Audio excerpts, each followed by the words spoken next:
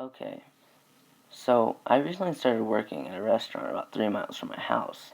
It's nice weather this time of year, and I don't have my own car, so I almost always bike. I also didn't bring my phone to work then because we can get in big trouble for having it on us, and I hadn't gotten a locker yet. A few weeks back, I got out of work just after dark, and the back tire of my bike was flat. It wasn't slashed or anything, it was just deflated. It's an old bike, and my dad had fixed things on it before for me, so I didn't think much of it. I decided I'd just walk it home, because it's only 3 miles, and it's along busy streets, so I didn't feel like it was anything dangerous.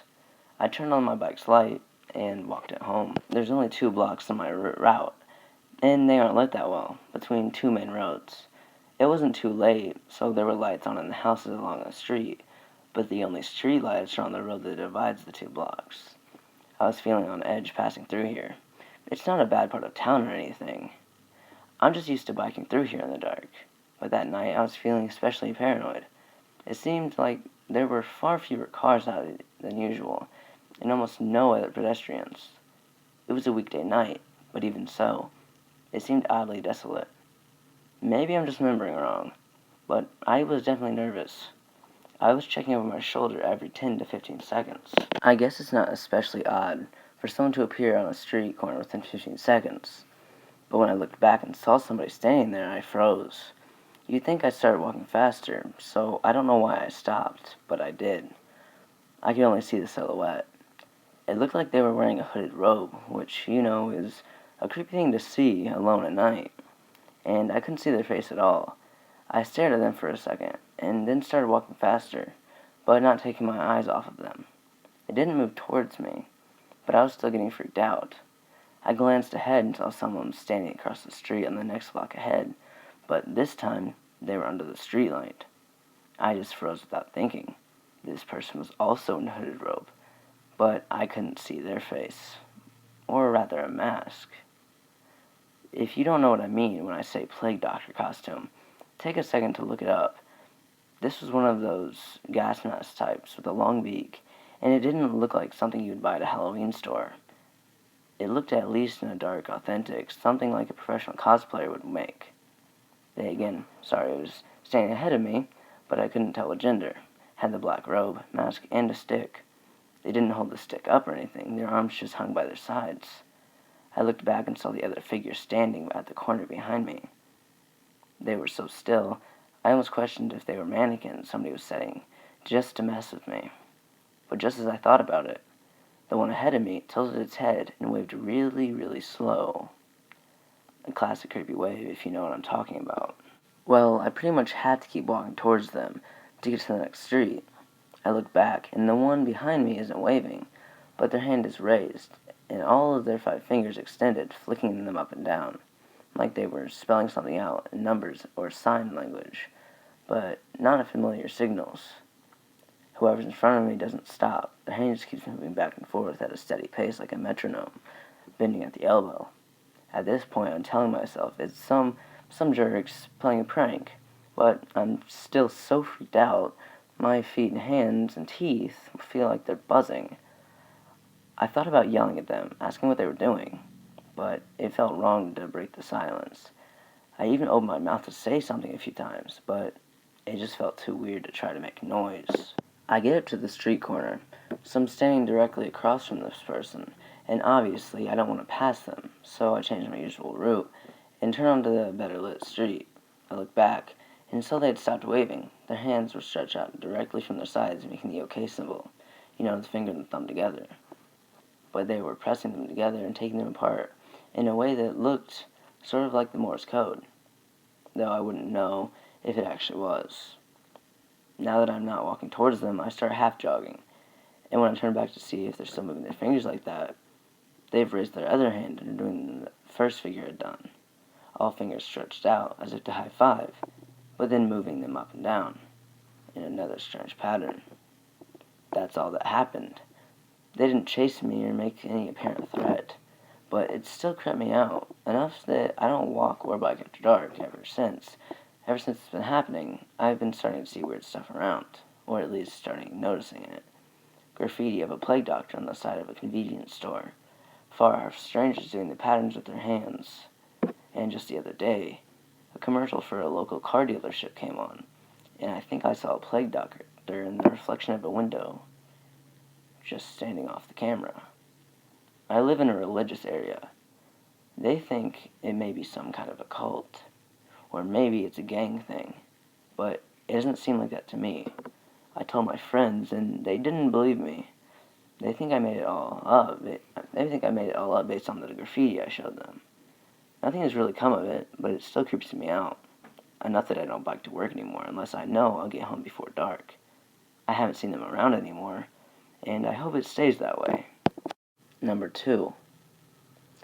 Now that the weather's been getting warmer, I've been riding my motorcycle a lot more. With the stress of school and my internship constantly weighing on me, it's nice to get out on the bike to let my mind relax for a while. Since the temperatures have been getting decent at night, I've been experimenting with some night riding. It's been an amazing contrast to the bustling and busyness of the daytime, being in central Pennsylvania or Pennsylvania, Kentucky. As people like to joke, means it's easy to find a quiet back road with nothing but trees and farms. The peacefulness of the night, interrupted only by the growl of my exhaust, is like transcending into another world. I really started enjoying my night rides. It was my therapy.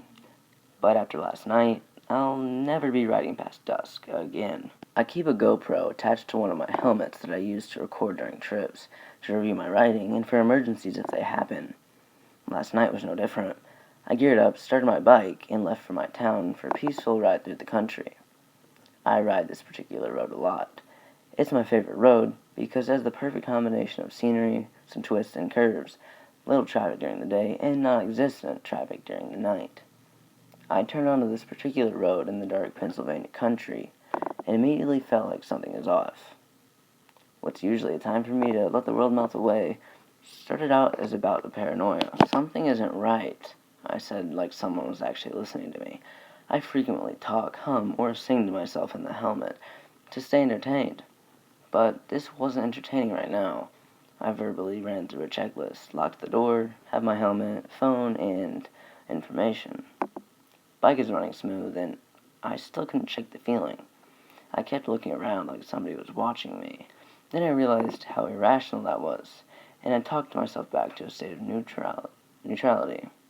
I wasn't freaking out anymore, but I wasn't in the state of mind I was set out to be. I was just there. A few more miles down the road, there are already sparse houses were becoming farther and farther away. I was in Amish country, surrounded by fields and livestock. The cows were still awake. Either that or my loud exhaust had woken them. I could see the glow of their eyes fixed on me as I rode by. There wasn't a single cloud in the sky, and the moon was barely visible. Just the slightest crescent was out that night. That's when the former paranoia I had turned to sheer dread. My spine felt like it lit up as the tingles shot up my neck to my lower back. Where are all the stars? Was that why I felt like that? The almost pure darkness was overwhelming as soon as I took notice. I looked around, but couldn't find the usual beauty I love to look at, except for 3. They were in a triangle, and seemed different, somehow. I spent the next several miles switching my gaze between the road and those 3 stars. The more I looked, the more mesmerized I became. My mind was flooded with thoughts. My body wasn't sure what emotion to experience. It felt like I kept switching between sheer dread and sheer joy. I pulled over. Wow. That's the only word I could describe the pure darkness that was sprinkled with the 3 stars. I hit the kill switch on my bike, turned off the engine, and watched them for a moment. Then I felt the sounds. I didn't hear them. They didn't seem to be coming from outside source. I felt them, like 2 hollow metal balls clanging each other.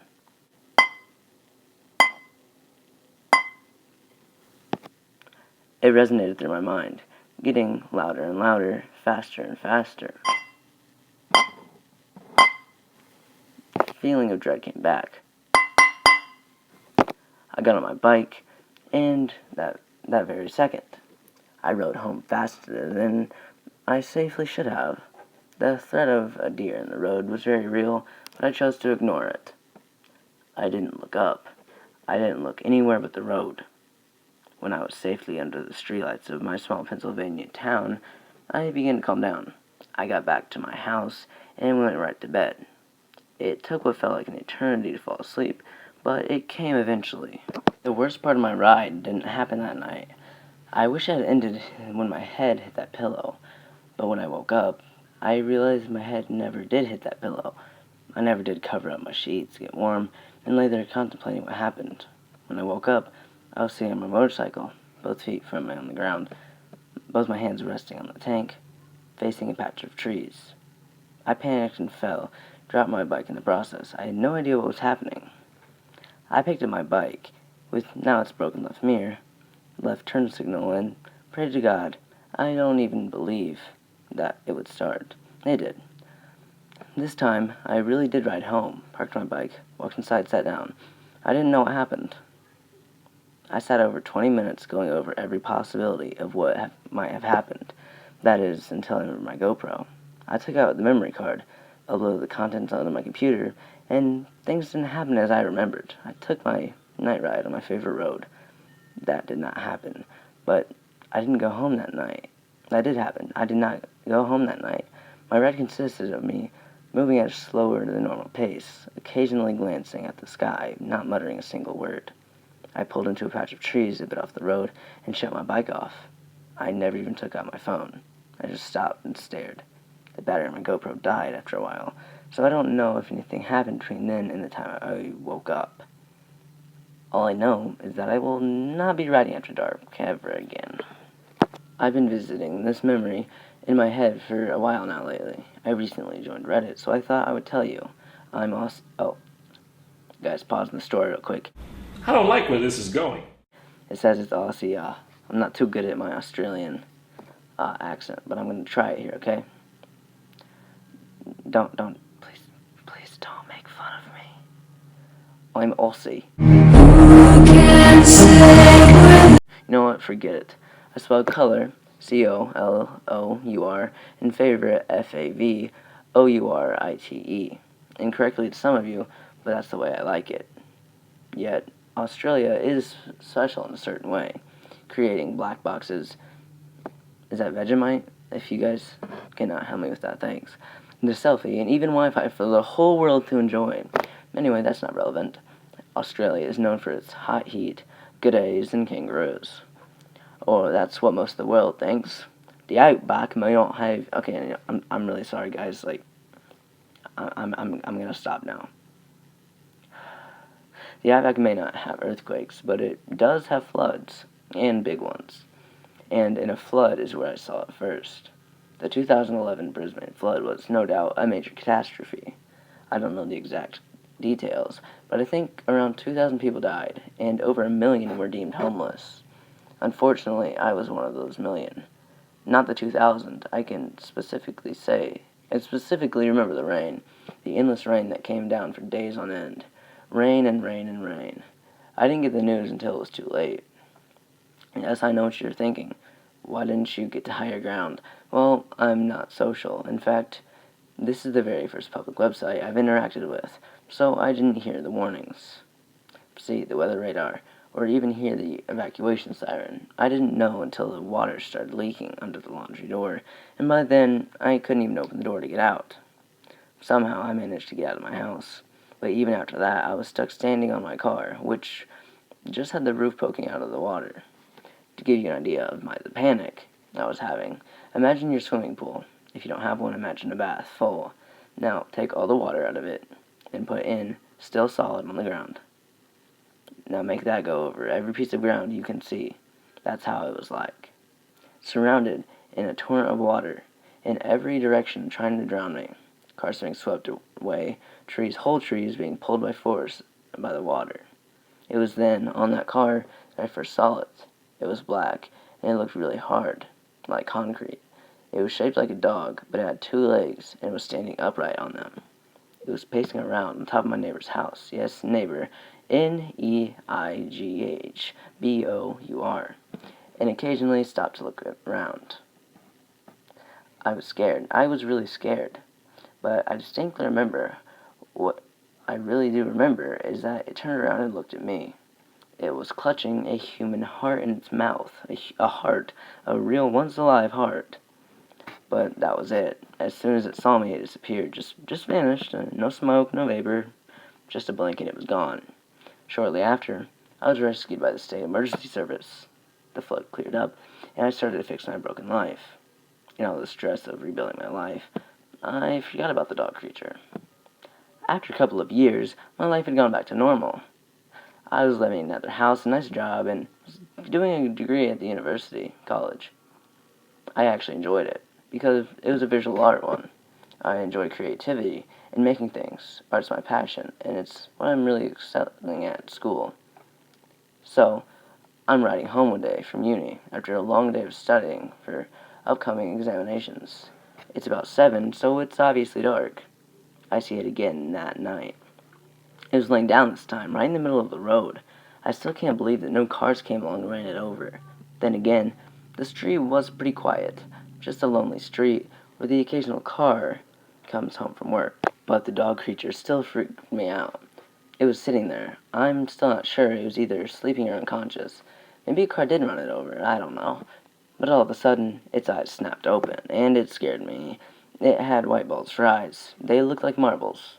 But again, after 5 seconds, it disappeared in the blink of an eye. I still remember that night standing there still, frozen. I shook it off and rode the rest of the way home.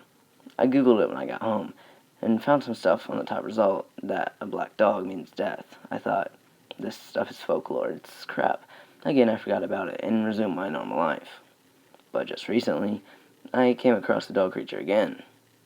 I had just been in a local supermarket to get some groceries for the upcoming Christmas with my family. This is last year, by the way. Again, coincidentally, this is that night.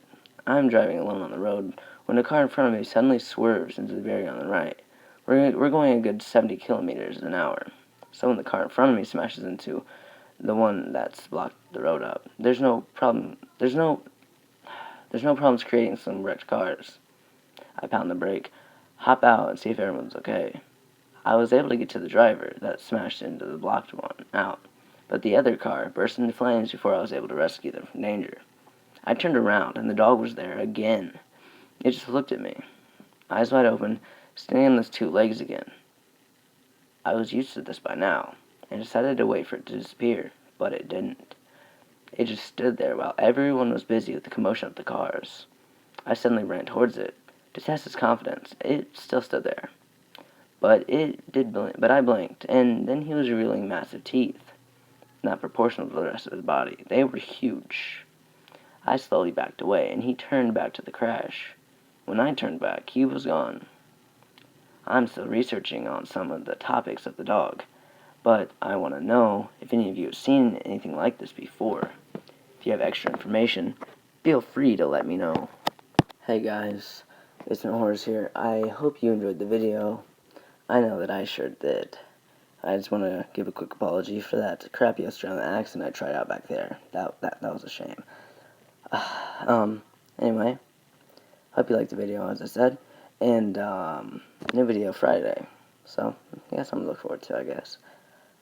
Any personal horror stories, original creepypastas, or original artwork you'd like featured on the channel, send them in to basementhorrors@gmail.com. Any questions for me you have for a potential Q&A in the future, put them in the comments. Also, any kind of horror stories you'd like to hear, or any criticisms, I'd love to take them in the comments. So, yeah. Till next time, have a horrific day. Have a horrific day, guys.